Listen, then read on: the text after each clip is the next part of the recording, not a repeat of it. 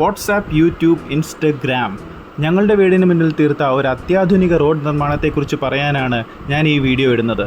തൃപ്പൂണിത്തുറ മുനിസിപ്പാലിറ്റിയിലെ 34-ാം വാർഡിൽ സ്ഥിതി ചെയ്യുന്ന ഞങ്ങളുടെ വീടിൻ്റെ മുൻപിൽ പണി കഴിച്ച് ടൈൽസ് ഇട്ട റോഡാണ് നിങ്ങൾ ഈ വീഡിയോയിൽ കാണുന്നത്.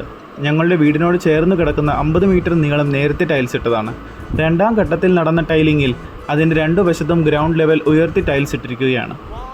ഇങ്ങനെ ചെയ്താൽ വെള്ളം കെട്ടിക്കിടക്കില്ലേ എന്ന സ്വാഭാവികമായ സംശയം ആദ്യം ഞങ്ങളെ വല്ലാതെ അലട്ടി. ഞങ്ങൾ ഇതുമായി സംബന്ധിച്ച് കൗൺസിലറോടും പണി ചെയ്യുന്ന കോൺട്രാക്ടറോടും എഞ്ചിനീയർമാരോടും ഒക്കെ സംസാരിച്ചു. ഒരു കുഴപ്പവും ഉണ്ടാവില്ല എന്നവർ ഉറപ്പ് തന്നു. പിന്നെ മഴക്കാലമായപ്പോഴാണ് ഇതിൻ്റെ ജീനിയസ് ഞങ്ങൾ തിരിച്ചറിഞ്ഞത്.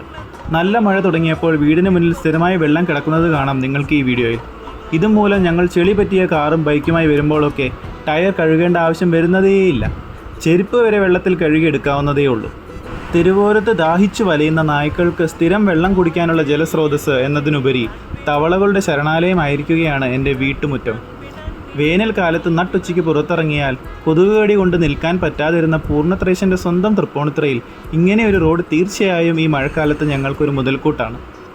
ഇതിനോട് ചേർന്ന് വീട്ടിൽ കാർഷെഡിൽ ഒരു കൊതുക് റിസർച്ച് ലാബ് തുടങ്ങുന്നതിനെക്കുറിച്ചുള്ള തിരക്കിട്ട ആലോചനയിലാണ് ഞാനിപ്പോൾ.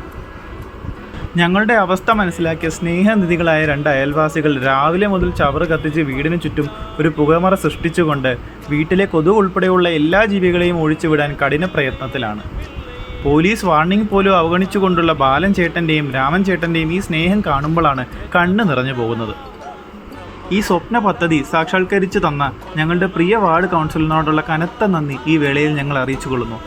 ഒപ്പം ഇത്തരം നവീന സാങ്കേതിക വിദ്യ തൃപ്പൂണിത്തുറയിൽ കൊണ്ടുവന്ന കോൺട്രാക്ടറോടുമുള്ള ഹൃദയംഗമമായ സ്നേഹം ഞങ്ങൾ രേഖപ്പെടുത്തുന്നു. ഇത് പൂർണ്ണ മനസ്സോടെ വന്നുകണ്ട് അംഗീകരിച്ച 2 എഞ്ചിനീയർ ചേച്ചിമാരോടും ഉള്ള നന്ദി ഞങ്ങൾ അറിയിക്കുന്നു. #ഫെമിനിസം. നിങ്ങളുടെ വീട്ടിലും ഇതുപോലെ ചെയ്യാൻ ദയവായി ഞങ്ങളുടെ ജനസമ്മതനായ കൗൺസിലറെ സമീപിക്കുക. ഫോൺ നമ്പറും ഫോട്ടോയും ഇല്ലാഞ്ഞിട്ടല്ല കേട്ടോ.